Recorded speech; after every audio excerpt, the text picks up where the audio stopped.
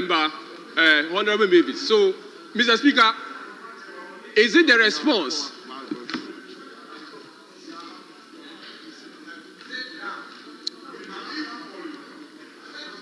Be standing, be standing.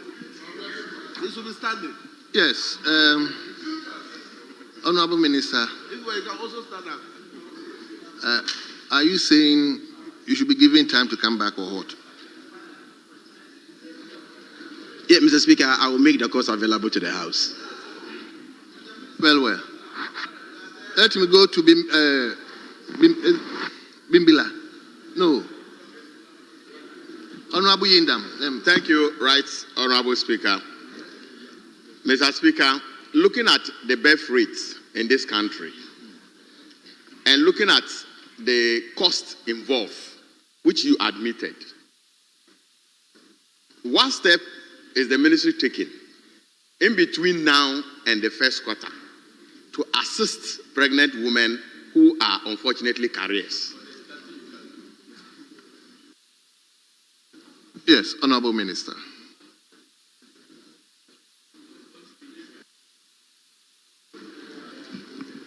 Thank you, Mr. Speaker. Mr. Speaker, immunization is a structured program under the ministry. And so we have a program for it. It was not part, and as I speak tonight, it is even not part of our immunization program, but as part of the free primary health care we intend to roll out, we are bringing that on board. So for now, we don't have any ad hoc measure to deal with it. We are taking our time and we want to put it as part of the traditional immunization. So for now, we don't have any program for it for now. We are waiting for the substantive program we have planned. Well. Yes, Honorable Isaac Boama. I'll give you just a very short and simple one. Mr. Speaker, I think the question as asked the minister is key because of the consequences of lack of immunization in that regard. And given the response of the minister to the effect that the consideration for national attention would be done by the end of the first quarter 2026, I want to ask the Honorable Minister, if you look at the data, if you have data now on where it is endemic, I think there should be a structured approach to see how best you would resolve or make special finance. You've come to this House with special budget to deal with emergency situations. So I want the Honorable Minister to tell this House what special arrangements he has put in place from his budget. If really he has received releases from the Minister of Finance, and then make provision for the endemic places to be treated as a state of emergency. Thank you very much, Mr. Speaker. Yes, Honorable Minister. Thank you, Mr. Speaker. Mr. Speaker, I repeat, the ministry has a program for bringing on board the hepatitis B birth dose. And so I will indulge honorable members to be patient and we will enroll it. We didn't come to meet it at all, please, with the greatest of respect. Thank you very much. Leader. Mr. Speaker, according to the minister, government will soon introduce immunization to save lives. But what I find curious is the fact that though hepatitis B affects a chunk of our population. In fact, Mr. Speaker, record from Ghana Health Service gives a data which is in excess of 1 million being infected, yes. And I've had, yes. I made a statement on this on the House floor. They estimate almost 10% of our population infected by hepatitis B. What is quite curious is the fact that the HIV AIDS, we have this antiretroviral, and that is for free. May I know from the minister, in view of the effort being made for the immunization to be free very soon, are there plans by the ministry to also add hepatitis B treatment to the category of HIV/AIDS? Because, Mr. Speaker, they all depend on the antiretroviral for treatment. And one effect of this hepatitis B is that it leads to liver cancer. And the deterioration is faster than the most feared HIV/AIDS. All over, people are suffering. And it's not only through sex that people get infected. Even sweat alone, the food. Yes, food, drink is there. Body contact alone can cause the infection. So, Mr. Speaker, can the minister make that disclosure if there is any such plan? Yes, Minister.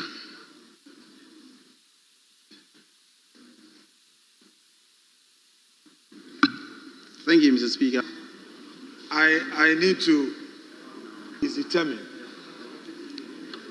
The health authorities put you on antiretroviral drugs.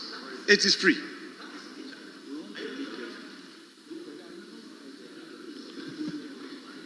Honorable Leader, please address me. It is free. Hepatitis B, and I want colleagues to pay attention to this matter because a lot of our constituents are being affected, and we need to push for government to take a position on this. The treatment and the management of hepatitis B is also done through the same antiretroviral drugs. He stated under the theme 60 years of the city, a symbol of sovereignty, stability, and economic resilience.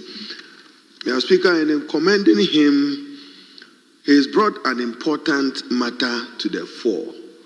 The Bank of Ghana, the Bankers Bank, the lender of last resort, responsible for maintaining and monitoring financial stability and price stability.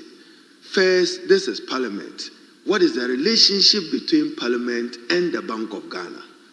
Mr. Speaker, we are yearning for an independent, autonomous Bank of Ghana, where monetary policy is the determination of the Bank of Ghana, and fiscal policy will rest in the Minister for Finance.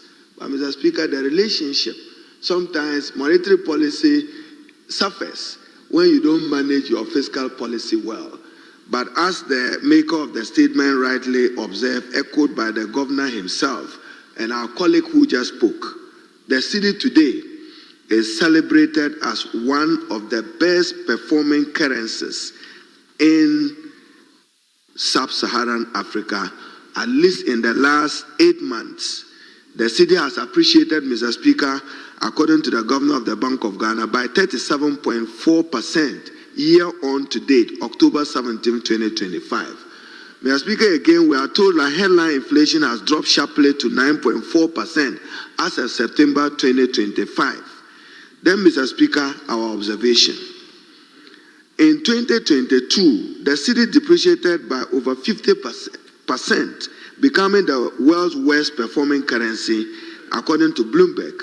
And the headline inflation spiraled to 54.4%. Food inflation soared to 59.7%. But, Mr. Speaker, this is the difficulty to manage. So one of the fundamental problems of the John Mahama administration is that you inherited an economy which was damaged in terms of the standing of debt. That's why you had to undergo a debt exchange program. And apart from that, inflation unacceptably high. But for me, Mr. Speaker, as he makes the statement, this parliament must support the Bank of Ghana in its regulatory role. That is why they are accountable to the Parliament of Ghana. Indeed, Mr. Speaker, they are expected even to give us a quarterly or post quarterly report. The Bank of Ghana has a responsibility to report to the Parliament of Ghana on its operations over the years.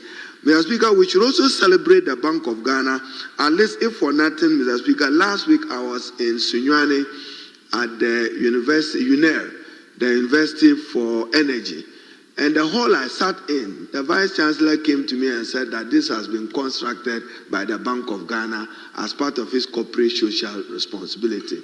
I'm told if you go to the University of Ghana and you look at the city hall, thanks to the late Emisata, then when he was governor of Bank of Ghana, you have a beautiful edifice of a lecture hall, which was also constructed by the Bank of Ghana. Mr. Speaker, today the Bank of Ghana has a hospital which is open to the Ghanaian public. But we want them to concentrate on their core responsibility as the banker's bank and the regulator of the bank. We saw how government had to spend, Mr. Speaker, in the past, over 23 billion with what is popularly referred to in Ghana as a collapse bank, or what is the name you called it, what the Honorable Kenoforiata. So we pay tribute, Mr. Speaker, in celebrating now Governor of the Bank of Ghana, Johnson Esiama, his deputy Zakaria Mumune and Matilda Asante. We wish them well, but they should also recognize that others came before them and they played their part. Whether it was Governor Addison or it was Governor Paul, they all did their best. But we think that we should reposition the Bank of Ghana to take its place. Modern central banking. What is the interest rate, policy rate? How is it determined in Ghana? How is that affecting the Ghanaian private sector? And how are they able to make meaningful contribution to it? Mr. Speaker, President Mahama made a promise to the Ghanaian people to establish a women's bank. Let me assure our colleagues that he would honor that promise. And a women's bank will be established. A women's bank will be established as part of President Mahama's effort to empower women and to expand access to credit by them. But, Mr. Speaker, my advice is to all of us and to Ghanaians, the way we handle the Ghanaian city, all of us in our pockets, you love it, and then the way we treat it in our pockets, we don't do the same thing to the British pound, we don't do the same thing to the dollar, but when you get the city, then you squeeze it as if it's some valueless paper, yet it's a paper that you expect to use for the purchase of your goods and services. So the Bank of Ghana must also deepen public education on the way we relate to the Ghana city. So, Mr. Speaker, we have every reason to celebrate the city at 60, but in celebrating it, as I used to observe, the city suffered too much epilepsy in the face of the pound sterling, in the face of the dollar, which reduced the value of and the weight of the city. Minister, I think I don't provoke debate, Mr. Speaker. So I want to commend the maker of the statement, congratulate and commend the leadership of the Bank of Ghana, past governors of the Bank of Ghana, past chair of the Bank of Ghana, and then to Parliament. Mr. Speaker, the late Anthony Akotosai of blessed memory, there is no day I will comment on Bank of Ghana without recognizing, even when we had to review the Bank of Ghana Act as to whether the Bank of Ghana can finance government or not. Part of the crisis we are in as a country, what we witnessed in 2022, was the Bank of Ghana financing government. That's what resulted in now the debt exchange and the slippage of the economy. The Honorable Antonio Akoto says, sitting here every other time, caution us that the Bank of Ghana